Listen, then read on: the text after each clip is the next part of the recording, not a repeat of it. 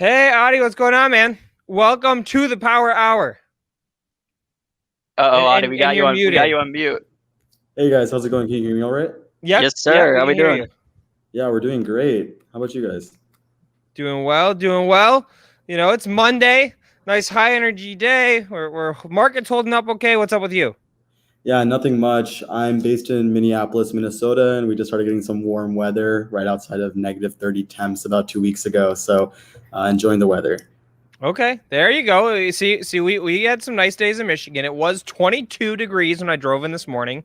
So it was cold here in Michigan, but you know, it's turning around. Yeah, and that definitely. Like all the warm weather from California to New York, it's amazing. Yeah. So you run a finance, you run an investing TikTok, you have 1 million followers on it.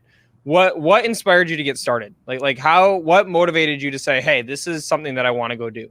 Yeah, honestly, when I was in high school in ninth grade, the grade got together and started a market watch competition where we all try to invest in stocks. And so Yep. I got utterly obsessed with it. It was all I was doing all day. Didn't pay attention in school anymore. All I was doing was stocks. And so since then, I've gotten a little bit more understanding of where I stand in stocks and how I invest. But that's where I started. Okay.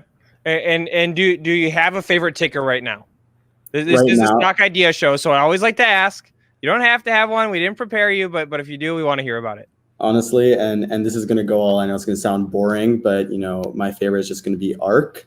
That's what I tell all of my followers is to diversify, and ARK, SPY, get those ETFs going. Okay, there we go. We did a nice little ETF segment earlier today. And you like ARK, the Kathy Fund. You know, we actually interviewed her on this channel last week. I had no idea actually. Yep, it was pretty awesome. We'll So, be checking that out. all right, so you know, with the TikTok content that you post, I'm curious because I imagine that a lot of it is like seen by Gen Z or that's who the typical consumer is. Is there anything in particular which they seem to latch onto? You know, like what does best, what's most interesting to them, etc. Yeah, I would say that the most interesting thing to them is the things that they don't know at all. And honestly, things like credit end up coming up being the most popular topic. But certainly, some of the more flashier things recently has been NFT and cryptocurrency. Beeple's every day is sold for 69 million, and that's digital art, and so that's been like a big one recently.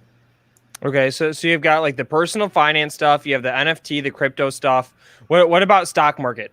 Yeah. Is that appealing to that audience yet, or is it again more of that personal finance or the crypto markets? I think that it's always been really popular among my audience. What I would say is that my audience typically younger, and then typically people who are in school and they might not be full-time into stocks, or they might not have the confidence to get into stocks. And so we like to start them out easy by putting them into those ETF baskets and getting started with just being consistent and setting aside money to invest. So we focus on really getting people to change from choosing to spend their money to choosing to invest in it. And then from there, we don't want to complicate it too much as of now. And so we just send them into those ETFs, and they're pretty excited about that. We constantly get comments about people who are super excited over the past year, especially with all the stimulus packages. So people are pretty excited. Okay. And then what about brokerages? Is it still that Robinhood is the one that most folks seem to be choosing? Or is there a shift in some of the other brokerages that they're choosing to get their investments started in? I own a lot of those brokerage stocks, so for personal reasons, I want to know. Yeah, so I would say that the biggest one recently, of course, after the GME and AMC, that Robinhood has sort of fallen off the top list of brokerages that my followers have been signing up for. I would say that Public has been up and coming. It's sort of like the Twitter of investing. That brokerage has been actually been really attracted to our followers. They're on TikTok already. They're excited to see what other people think about stocks in a stock-specific platform where they can listen and follow to the experts. And so that's been the popular one. Okay. And then I've got one more question. I want to go back to this market watch competition, because I think that everybody that's how old are you, if you don't mind me asking? I'm 17. You're 17. Okay. So then I'm going to guess everybody that's my age and below got started with one of those market watch competitions. At least I did when I was in high school. So we'll go back to that in a second here.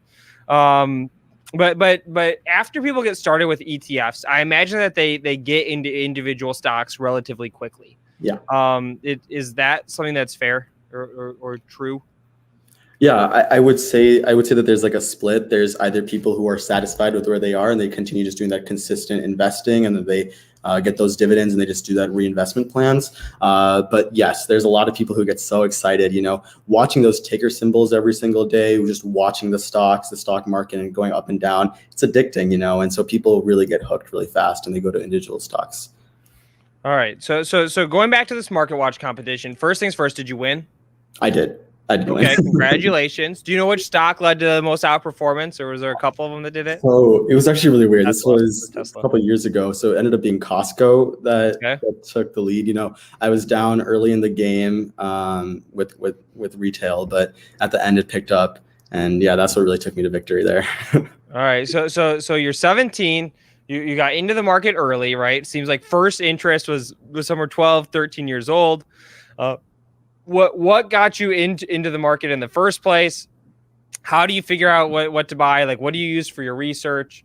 And then any companies that are especially exciting to you, like especially something that like people in the next generation may not be thinking about.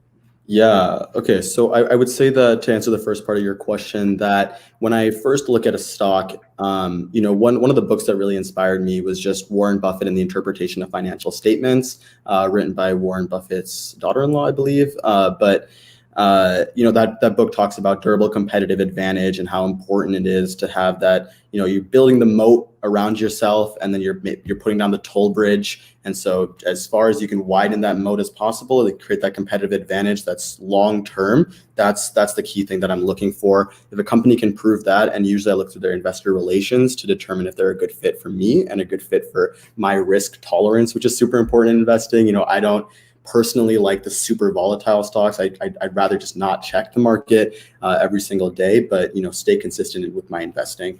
All right, wait. We're gonna stop you guys.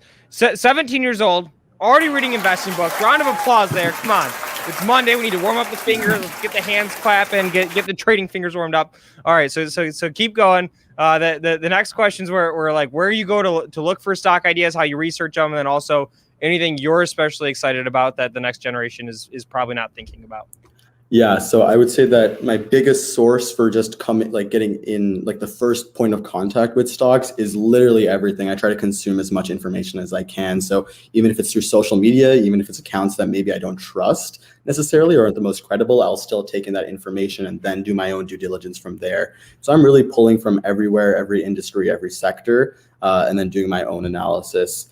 Once I get that, I try to, don't trust the brick maker about jewels, and do my own research behind the scenes. And then the stock that I'm looking at right now is PNGY, which is Progeny. And they do maternity and paternity benefits, and they are one of the they control a large share of the market in terms of these benefits, in terms of these healthcare benefits, and they have some of the biggest names as their clients, and they really have that control over. And I don't think people are going to stop having babies anytime soon. So that's my long-term pick. All right, there we go. I mean, I think that's a fair assessment. Not going to stop having babies. If people do stop having babies, we're all screwed. In terms of our portfolios. so the stock is PROG, right? PGNY. PGNY. Okay, hold on. PGNY. Oh, there we go. Okay, Progeny. There it is. All right, dropping it in the chat. Does that look right? Yep, that's exactly it. All right. And how do you research a stock like this? Are you looking at their filings? Are you looking at the conference call transcripts? What exactly goes into it? What are you comparing it to, et cetera? Yeah. So when I was first looking at this stock, I was introduced to it by Austin Hankwitz, who's also on TikTok. He's a great content creator. But I was talking with Austin about this stock, and like I said about that durable competitive advantage, I look at the charts, I look at the filings, but I don't and I'm not going to say I don't care, but I don't prioritize as much what that stock is going to be doing in the coming year. Like I said, that durable competitive advantage, I think Progeny has sort of established themselves, as the biggest player in the game. And they've offered a really effective solution for these companies. And it's, no hassle.